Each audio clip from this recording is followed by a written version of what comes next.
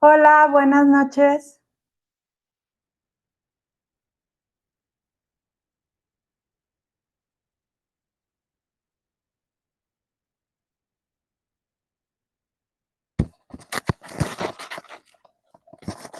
Hola, buenas noches. Saludos a nuestros amigos de Instagram y aquellos que se conectan por medio de Facebook. Hace mucho tiempo no hacíamos una transmisión con transmisión presencial, todo lo hacíamos remoto, pero realmente esta entrevista sí tenía yo muchísimas ganas de hacerla de manera presencial y transmitirla para platicar largo y tendido. Muy bien, estamos ahí con algunos ajustes técnicos todavía. Estamos transmitiendo por acá en Instagram. Voy a acomodar tantito este espacio para Instagram. Espero ahí no salirme demasiado. Y bueno, saludos a aquellos que están a través de Facebook y que nos siguen. Y pues voy a presentar a nuestra invitada y al presentarla, pues vamos a ir contando su historia, nos va a ir contando su historia y también pues vamos yo creo que a aprender muchísimo. Y pues primeramente muchas gracias Magda Martínez por estar aquí. Ya nos hemos conocido, hemos platicado y estoy muy, muy agradecida contigo por tu generosidad al compartir tu historia y al hablar por aquellos niños que hoy tal vez no pueden hablar, pero tu voz los representa y es una voz muy valiente. Es que muchas, muchas gracias por eso. Y platícanos para que la gente vaya un poquito conociéndote, pues Magda Martínez, ¿a qué te dedicas? ¿Qué haces actualmente? En este momento pues estoy en el área de psicología y estoy ayudando a mujeres en estado vulnerable. Muchas gracias. Entonces, pues vamos a ver cómo su historia, esta resiliencia y fuerza que ha desarrollado con su historia la lleva pues ahora a poder ayudar a mujeres y a niños.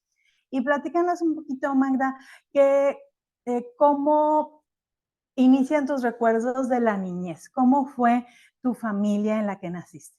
Bueno, pues nosotros nacimos en la ciudad de Altamira, ¿verdad? Ahí vivíamos en una colonia que apenas empezaba, ¿En qué estado? es en Tampico, Tamaulipas.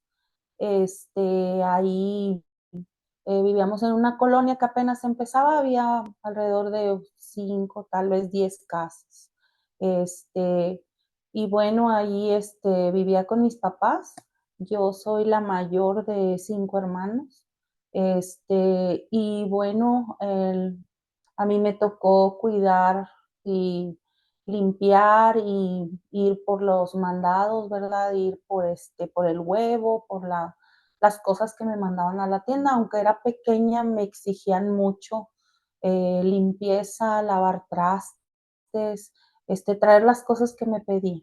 Si había alguna cosa con la que yo no cumplía, pues era un castigo y pues regularmente eran golpes porque mi papá pues tenía una adicción a las drogas y al alcohol.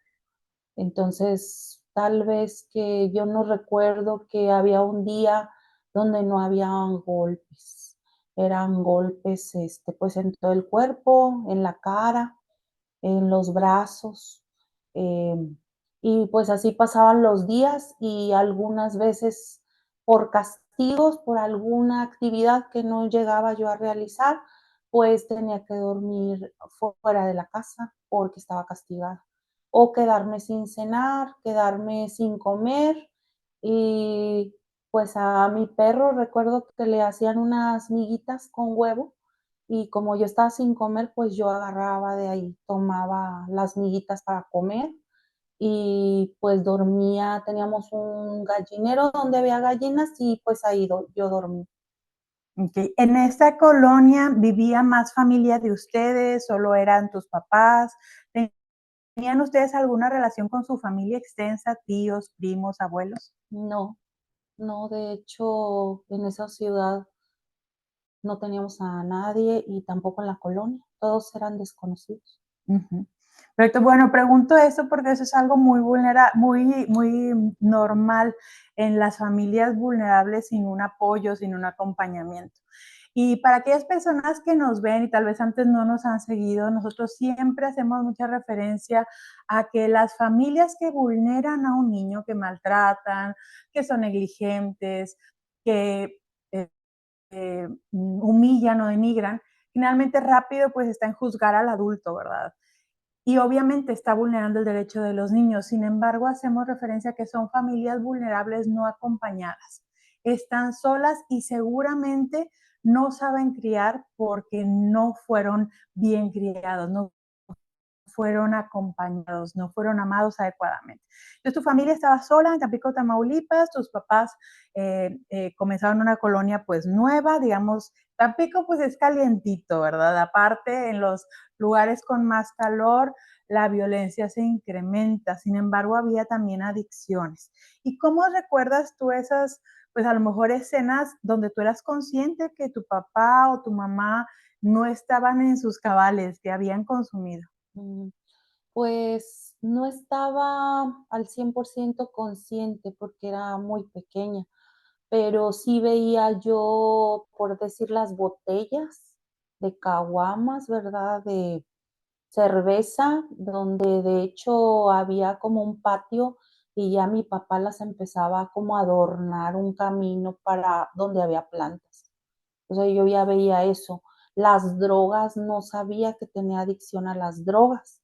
Este, yo solamente veía la cerveza y pues decía, cada vez que tome me va a golpear. Y a veces era todo el día tomar.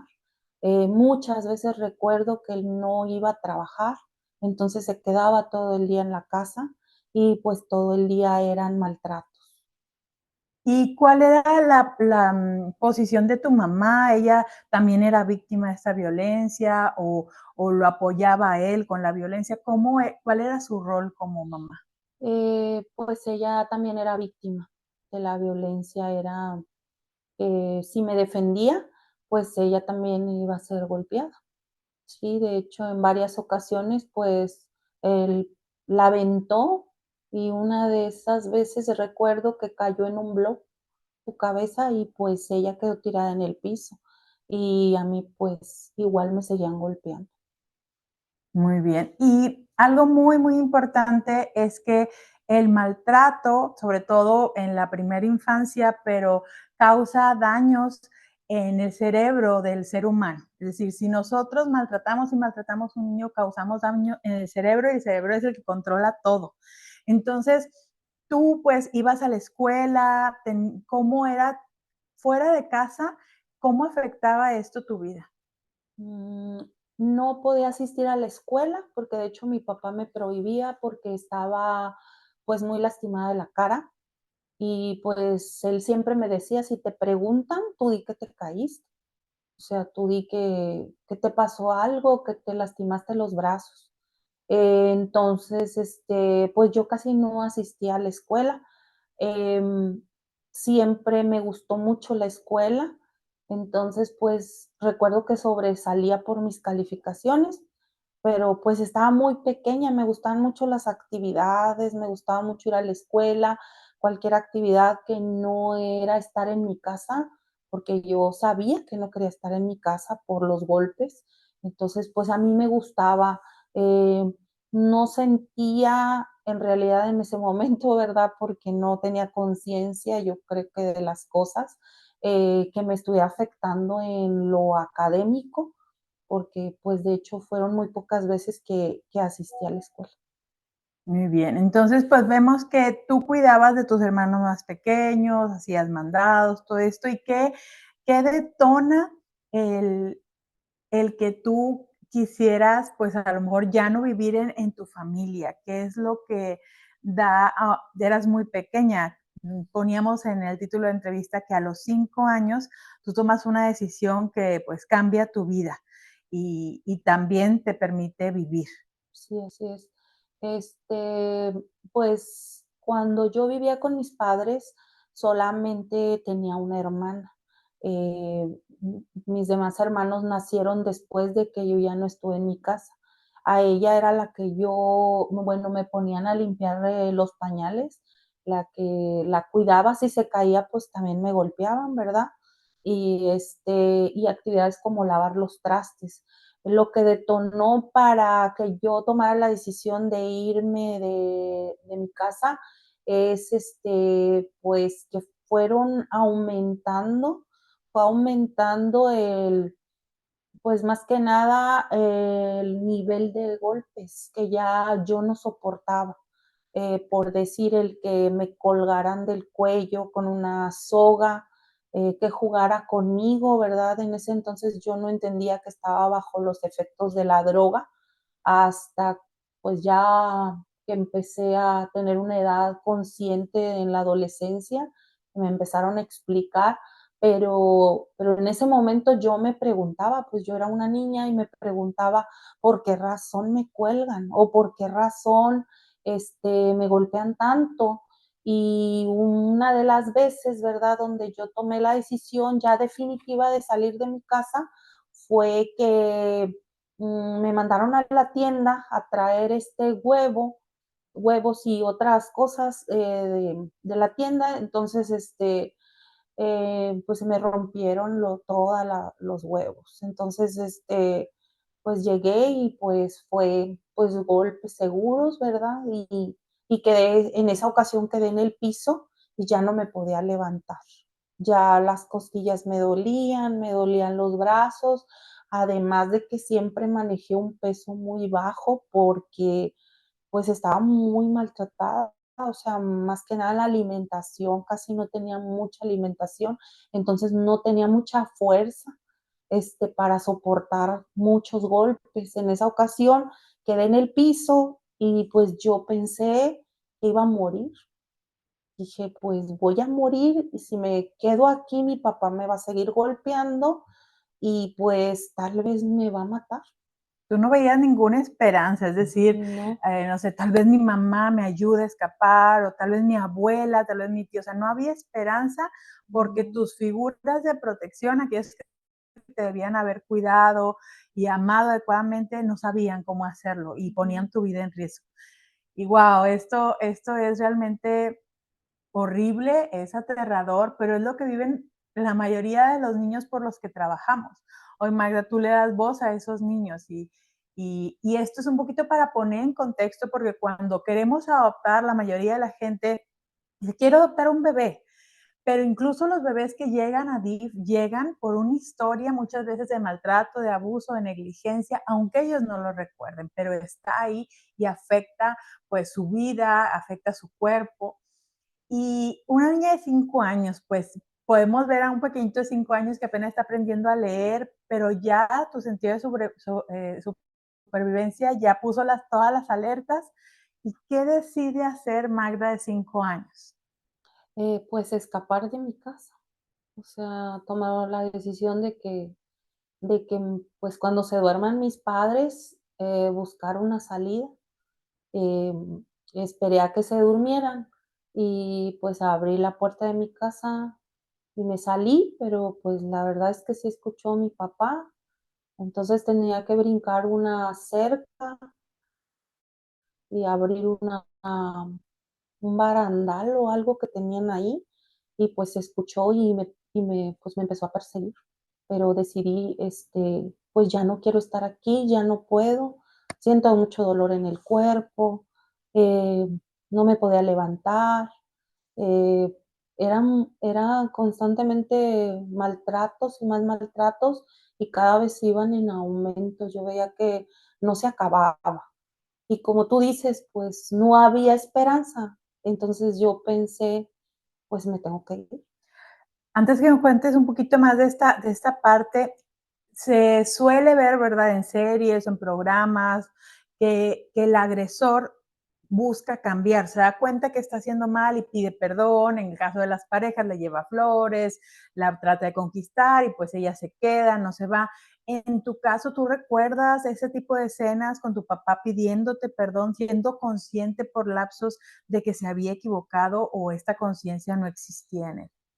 No, hasta que estaba en otra etapa de mi vida, cuando él vio que yo ya estaba en otro lugar, en la casa hogar, fue cuando llegó con regalos y recuerdo que yo les decía al personal, no quiero verlo, no quiero ver a mis papás, no quiero que me regreses a mi casa, no quiero. Y no los quiero ver, no, pero es que los tienes que ver porque son tus, no quiero y entraba en una crisis de histeria. Y en esa ocasión recuerdo que me dijeron, te trae muchos regalos.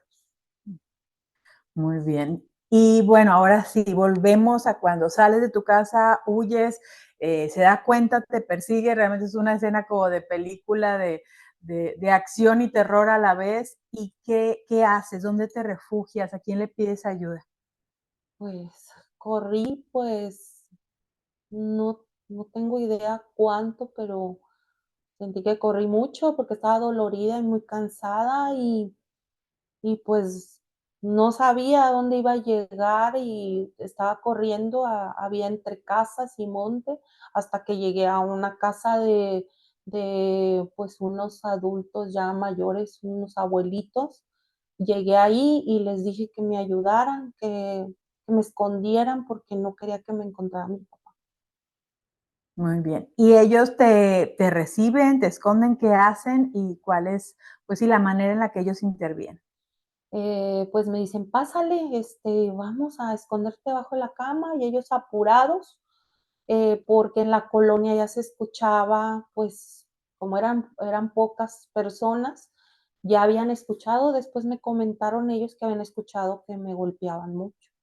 Y ellos accedieron a esconderme, me metieron abajo de la cama, estaban mirando por la ventana que no fuera a llegar mi papá a ese lugar y ellos ahí pues me dejaron esa noche.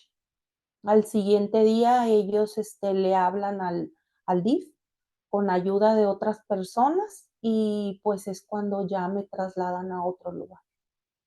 Bien, y aquí qué triste, qué tremendo la implicación de la colonia. Ellos escuchaban tus gritos, ellos escuchaban la violencia, pero no intervenían.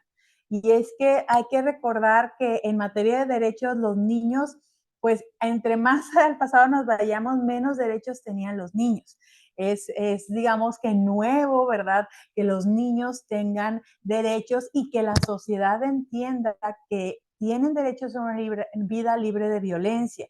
Y ahora sí se usa un poquito más que denuncie, pero qué importante es que intervengamos como sociedad cuando vemos algún tipo de violencia contra niños, contra mujeres, contra también hombres, por supuesto, y no nos quedemos solamente de espectadores o de chismosos ahí, sino podamos hacer algo sin miedo a que esta persona vaya a tomar represalias contra nosotros, porque incluso la denuncia puede ser anónima. Y bueno, llegas al DIF. ¿Cuál es? Aquí es otra historia, ¿verdad? Porque todavía no se acaba, pero ¿cuál es tu experiencia en la vida en instituciones? Ya cuando llego allí a la casa hogar, primero me trasladan a Ciudad Victoria y en Ciudad Victoria me empezaron a revisar, empezaron a preguntarme qué más había hecho mi papá conmigo, porque es cierto lo que acabas de comentar, que no había protección para el menor. En esa ocasión me comentaron, si tu papá no te violó, entonces no te puedes quedar aquí. Necesitamos que digas que hubo una violación, que no que te tocó, sino que te violó para que nosotros te podamos proteger. Si no, de lo contrario, tú vas a regresar con tus papás. Y pues yo les rogaba, les decía, "No, pues yo digo lo que ustedes quieran, pero por favor no regreso con mis padres". Me hicieron pruebas, ginecólogos, revisaron mi cuerpo, todas las marcas que traía, los golpes, ¿verdad? Mi cabeza, me llevaron con diferentes especialistas y sobre todo me hacían muchas preguntas. Eso fue lo que recuerdo al llegar a la casa hogar y pues ver a todos los niños que estaban ahí. Tú llegas a la casa hogar y te sientes a salvo, respires como que ya no está aquí mi papá, ya estoy a salvo, o cuál es tu actitud, cómo tú recuerdas que te relacionabas con la gente, como una niña confiada y en paz, o cuál era tu relación con los demás. Cuando llegué, en cierta manera veía yo el lugar y decía: "Ay, voy a jugar". Como niña, yo decía: "Voy a jugar". Pero cuando yo fui entrando a las salas, porque eran diferentes salas, había para bebés, para preescolar y escolar, donde, pues, yo estaba, ya me llevaron, ¿verdad?, con las niñas, entre 5, 6 años, 7 años. Em, y cuando me llevan ahí, me cambian, me bañan, y ya me llevan a ese lugar, yo recuerdo la sensación de querer tener un rincón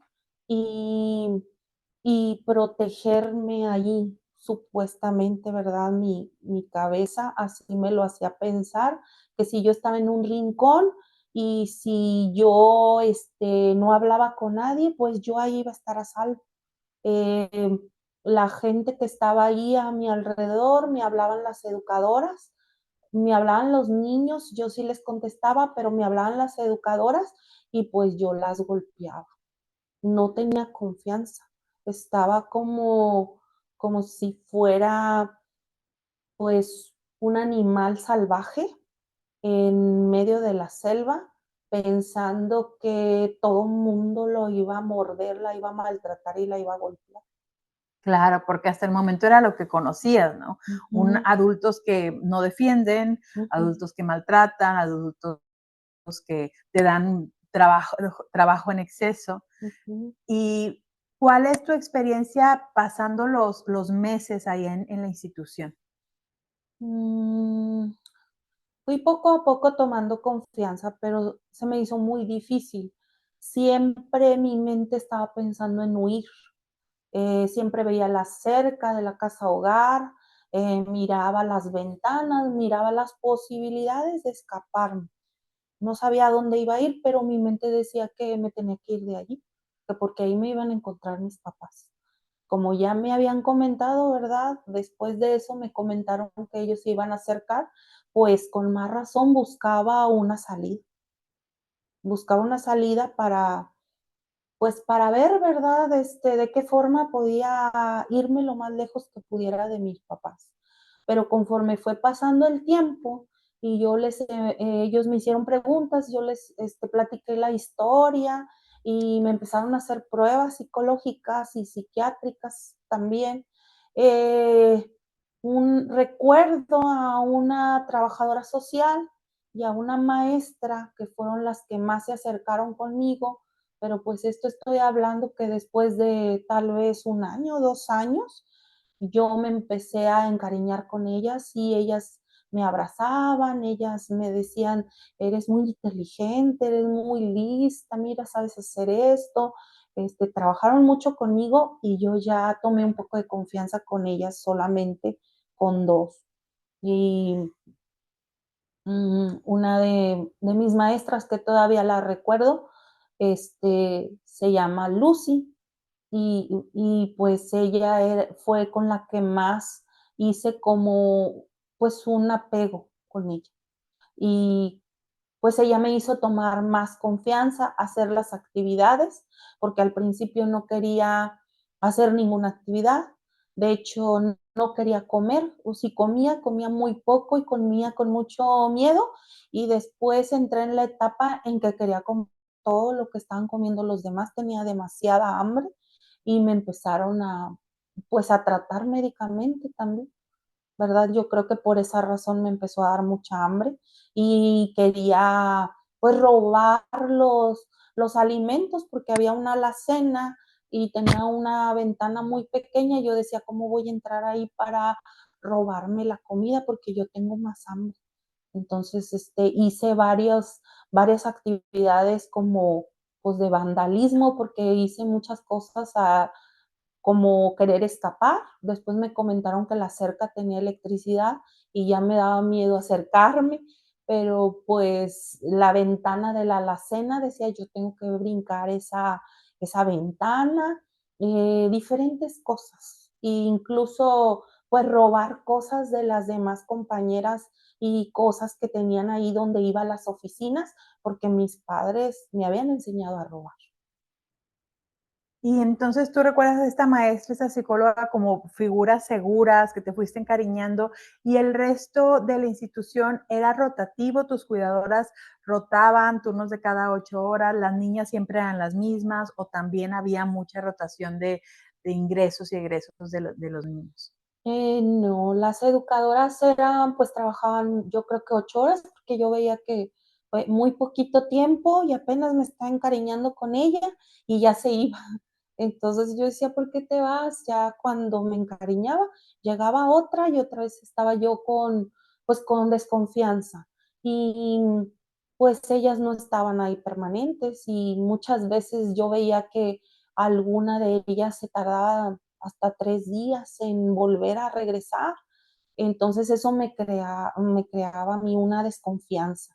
Mi maestra y mi psicóloga pues estaban ahí permanentemente, yo las veía desde muy temprano y se iban muy tarde.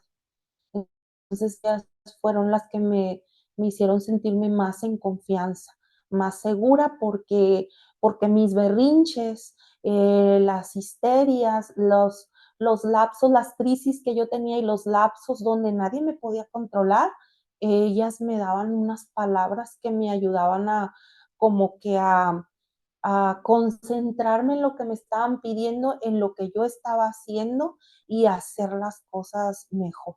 Las escuchaba, yo escuchaba la voz de ellas. En medio de todo el cambio, de todo que nada era estable de alguna forma, solo el edificio, a lo mejor los alimentos, pero el personal y los niños iban cambiando, pues estaban estas dos figuras que te dieron esa seguridad. ¿Cuánto tiempo estuviste en la primera institución? ¿Cuántos años aproximadamente? No tengo un recuerdo así muy claro, pero pues estamos hablando de varios años. Yo creo que alrededor de 3 años, 3 años, 4 tal vez, hasta que pues me cambiaron de institución. Ahí, ¿qué te decían sobre tu caso? ¿Había posibilidades de que te separaran legalmente de tus padres? En ese entonces no existía el acogimiento, así es que no podrías ir con una familia temporal, al menos que ellos lo aprobaran. Pero, ¿cuál era la comunicación que el personal legal o la delegada a cargo de tu caso tenía contigo sobre tu futuro? ¿O no te preocupaba tu futuro? ¿Cómo te informaban sobre él? Sí me preocupaba, nadie me decía nada, solamente al principio, ¿verdad? Que me hacían saber cómo era la situación y que no había algo que me defendiera, sino que solamente si había abuso sexual. Y no me di cuenta hasta que ellos dejaron que mis padres se acercaran conmigo y estaba una persona conmigo y mis padres me dijeron, es que si tú no dejas de decir que te maltratamos, entonces te vas a quedar aquí para siempre, como tipo amenaza. Uh -huh. Eh, y pues mira, traemos todos estos regalos, tu papá te trae estos regalos, pero yo con mi papá, cuando lo vi que se iba acercando, pues yo empecé a correr y nadie me podía detener, hasta que me dijeron, solamente tu mamá te va a entregar los regalos que te manda tu papá. Y me acerqué y cuando vi los regalos, los rechacé, no tomé ningún regalo. Y recuerdo que mi mamá hablaba conmigo y me decía, te vas a quedar aquí para siempre y a lo mejor te van a llevar a un lugar peor que esto. Y tu papá está arrepentido, tu papá dice que ya no te va a volver a pegar y si tú regresas, yo te voy a cuidar y ya no voy a dejar que tu papá te golpee. Y cuando yo escuché esas palabras, yo dije: "No", y me fui corriendo. Ya nunca los quiero volver a ver. Les dije a las personas: "Si tú me dices que vienen mis papás, yo no quiero acercarme y yo no los quiero ver". Entonces, me alejé totalmente, y de esa manera me di cuenta que, pues, lo que ellos me estaban diciendo eran mentiras, porque después pregunté, ¿verdad? me van a llevar a otro lugar, me van a regresar con mis papás. Y ellos me decían, no, no, no. Ya después con mi psicóloga platiqué, le pregunté porque ella me hacía preguntas, porque no había aceptado los regalos. Y le pregunté, y me dijeron, no, no vas a regresar con tus papás, pero tenemos que ver, buscar un familiar cercano para ver si ellos se pueden hacer cargo de ti o si no, pues estarías entrando en el proceso de adopción. Muy bien. ¿Y qué pasa después de estas visitas que ellos descartan, que puedes volver con tus papás? ¿Cuál es tu siguiente camino en el proceso de vivir en instituciones? Después yo empecé a tener crisis más fuertes. Como les comentaba, pues empecé a robar, a tratar, de hecho hasta golpeé a una educadora, estaba golpeando, golpeaba a mis compañeras también. En esta casa hogar nos llevaban a clases de karate, nos llevaban a clases de guitarra, nos llevaban a clases de jazz, nos llevaban a clases de canto y en la Casa del Arte en Ciudad Victoria. Ahí estuve tomando clases de todo tipo, para con el afán de que pues ellos pensaban que con eso yo iba a estar más tranquila o más estable, pero el karate fue el que detonó más mi agresividad. Ya no me podían controlar. Entonces, cada persona que se ponía ahí al frente o trataba de quitarme algo o pedirme, de hecho, prestado algo, yo los empezaba a golpear. Entonces ya no me podían controlar. Ya no, yo recuerdo que me daban medicamento, no recuerdo qué medicamento me estaban dando, solamente veía que me daban una pastilla, pero cada vez yo golpeaba más fuerte. Entonces llegó un momento en que, pues, una de mis compañeros me golpeó y quedé en el piso porque yo la reté a pelear y yo la empecé a golpear y quedé en el piso. Y recuerdo que llegó un momento en que ellos me dijeron, pues ya no podemos contigo, vas a ir castigada a otro lugar donde a lo mejor ahí te van a poder ayudar. Entonces había comida, había educación, había arte, había música, pero tú no te sentías segura. Tú seguías en estado de alerta, le decimos, donde el cerebro todavía busca defenderse para sobrevivir, huyendo, congelándose o golpeando o peleando. Y pues tú peleabas y huías. Entonces, y aparte con la herramienta del karate, pues bueno, tenías aparte esa herramienta, pero pues el corazón, tus emociones estaban muy, muy heridas. ¿A dónde te transfieren? Me envían a una casa hogar, pero es guiada por monjas. Las monjas tenían ahí una iglesia dentro de la casa hogar y tenían una tortillería. Y ya cuando llegué ahí, yo escuchaba que murmuraban y decían, ella viene castigada de la casa hogar del niño. Entonces, estaba ahí mismo en Ciudad Victoria, solamente que pues ahí había niñas más grandes y me decían que me habían enviado ahí para ver si yo tenía miedo, pues de ver muchachas ya más grandes y me controlaba.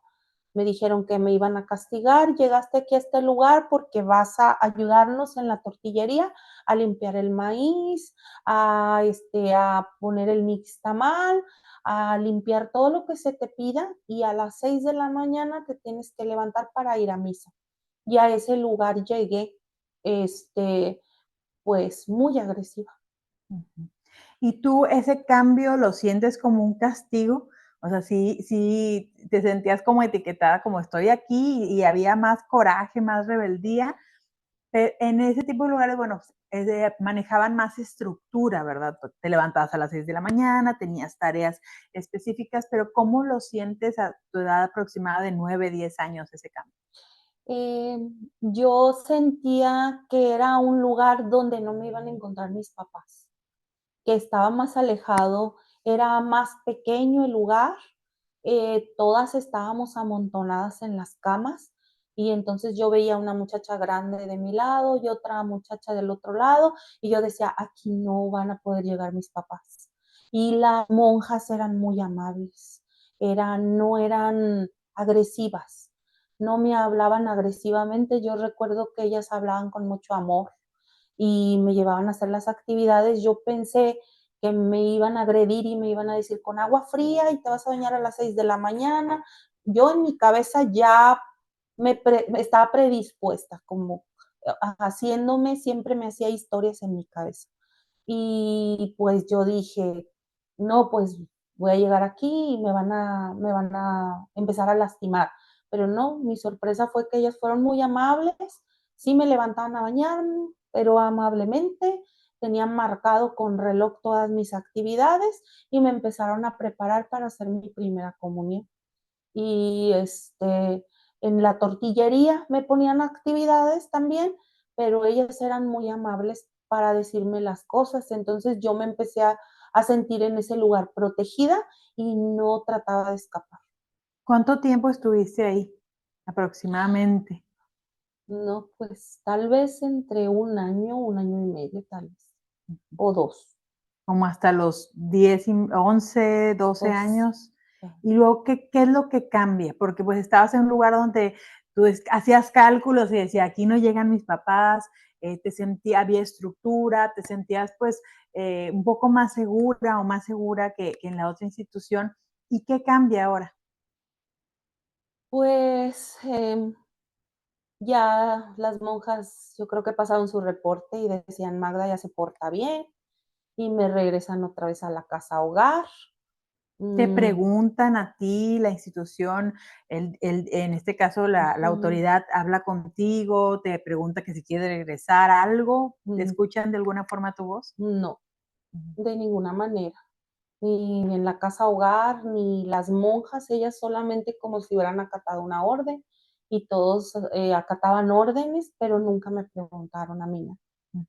Entonces, nuevamente a la institución donde habías comenzado por primera vez, que aunque era una buena institución y recibías cuidados, no te sentías tan segura. ¿Y qué sientes cuando te dan la noticia del cambio? Pues no me quiero ir, yo me quiero quedar aquí, aunque pues para ellos dijeron que era un castigo, para mí había sido un lugar pues seguro, como yo lo llamaba, seguro, y pues ya no quería regresar al otro lugar. Pero pues no se escucha generalmente, incluso ahora no se escucha para eso a los niños y bueno, te mueven a la institución. ¿Y qué pasa ahí? Empiezan a traer a familias para que me vean.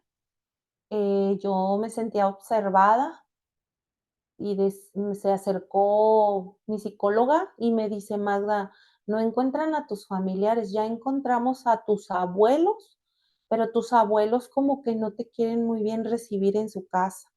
Entonces vamos a ver si alguna de las familias quiere pues llevarte a su casa.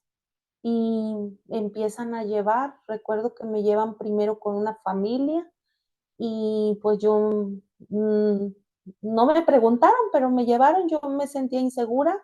Recuerdo que llegué a la casa y solamente duré creo que un día o 2 días y regresé otra vez a la casa hogar. Nadie me dijo nada, ellos no me dijeron nada, pero pues yo me sentía como muy insegura, muy rara en ese lugar y me volvieron a regresar a la casa hogar. Después de eso llegó una joven de aproximadamente, yo escuché la edad como 35 años, no estaba casada, tenía una estética allí en Ciudad Victoria y me llevó a su casa.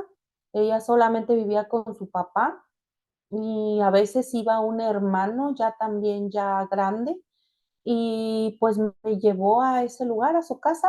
Recuerdo que fue por Navidad, porque recuerdo eso porque escuchaba los villancicos y me llevaban a la iglesia. Y por eso recuerdo que pasé una Navidad ahí, las fiestas las pasé con ella. Me llevaron y estuve en ese tiempo, pero ella, pues yo creo que ahora entiendo que era una temporada muy alta para las estéticas y pues ella casi no estaba conmigo. Me dejaban con su papá y pues en ese lapso sufrí abuso sexual, tocamientos por parte del papá de esta persona. Y pues yo dije, ¿verdad?, que me estaba tocando. Le dije a, a Rosy, se llama Rosy, le dije, tu papá pues me toca y todo lo que hacía, se lo comenté y ella pues vuelve a regresarme a la casa hogar. Ujú. Sí. Y la institución te investiga sobre esto? ¿Tú le dices también en la institución que estaba pasando este abuso o no se entera? Sí, me llevaron con la psicóloga porque, pues, comenté todo, ¿verdad?, lo que pasaba, y me empiezan a preguntar, y después de ahí, pues, ya pasa un tiempo que, pues, no me comentan nada, me quedé en la casa hogar y, pues, después de un tiempo, no sé cuánto pasó, pues, me dicen que voy a ir con mis abuelos. Y llego, pues, llegan ahí por mí, por mis abuelos. Me voy con mis abuelos, pero al recordar todo, al escuchar que ellos hablaban de mis papás, al escuchar, todo lo que se decía, eh, pues empiezo con crisis muy fuertes de histeria, depresión, mucha ansiedad, y pues duré un tiempo allí y después, me vine a la ciudad de Monterrey. Y te vienes con alguien más. Me vine a la ciudad de Monterrey porque sí, me vine con una de mis tías y me vine para acá porque ellos no sabían cómo controlarme y yo ya los estaba maltratando mucho y ya varias de mis tías decían que pues yo los maltrataba, que ellos no podían, que ellos ya estaban grandes. Entonces sí, una de mis tías me trajo aquí a Monterrey. Muy bien. ¿Y con ella cuánto tiempo viviste? No recuerdo, solamente que recuerdo, em, que de repente, como ellas iban a la iglesia, yo conozco a mis papás, los que me recibieron en su casa, y ya no estoy con ellas, sino que me voy con mis padres adoptivos. Muy bien. Y pues es un poco el viacrucis de tu infancia, una historia tremenda de adversidad temprana, una historia que impactó tu vida, que no se acaba aquí la historia, obviamente, porque si podemos ver hoy a Magda, hablar con ella, que sea una mujer que trabaja, que ayuda a otros, justamente a mujeres violentadas, pues es gracias a la resiliencia y lo que las personas que después pudieron ayudarle, porque esos comportamientos de violencia no llegas a una familia y borrón y cuenta nueva, ¿no? Todo eso que nos ha contado lo llevó cargando a su familia por adopción. Pero, y vamos a hablar de eso, vamos a hablar de esa segunda parte en el grupo de padres este jueves. Así es que si tú quieres saber, bueno, qué hizo la familia por adopción de Magda, cómo la cuidó, cómo la amó, porque algo que el maltrato que viviste pues dejó secuelas que tú me has contado que tú tenías como terror a los hombres. Y luego aparte pues esa experiencia con el padre de la señora que les cuidaba, que te cuidaba. Así es, sí, yo creo que todas las experiencias que tuve me ayudan ahora, ¿verdad? Para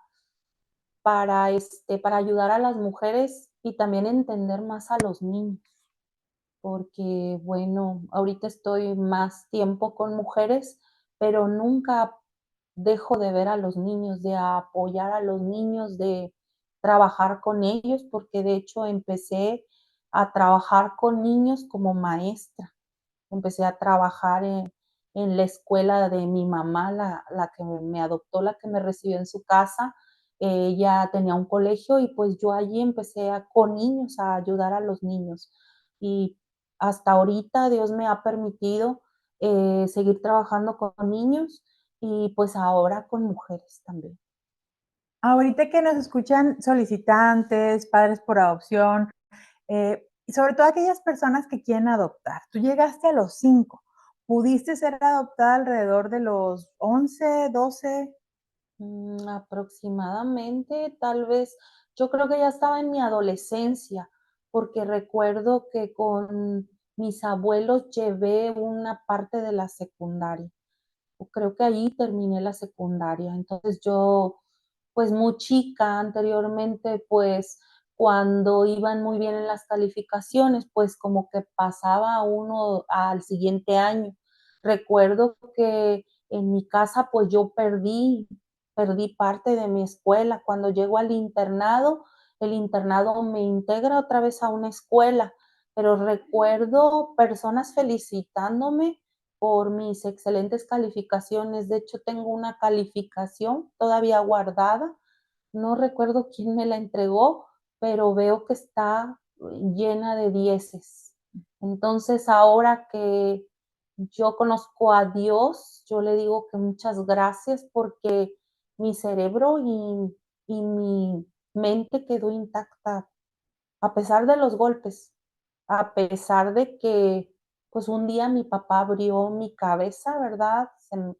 Esa parte no la platiqué y, y pues dañó mucho, mucho la parte de mi cerebro, con golpes. Ahora que trabajo con niños y adultos me doy cuenta que puede ser un daño, pues, definitivo. Claro.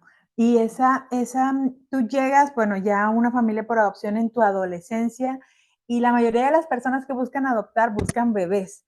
La realidad es que los niños que están ya liberados para ser adoptados o que ya pueden comenzar su proceso de adopción son mayores de 8 años, pero la gente ya piensa, ¿verdad? Ya vienen maleados, traen muchas mañas, esos niños por los que trabajamos son niños como la historia de Magda. Son niños que vivieron negligencia, son niños que vivieron abuso, violencia.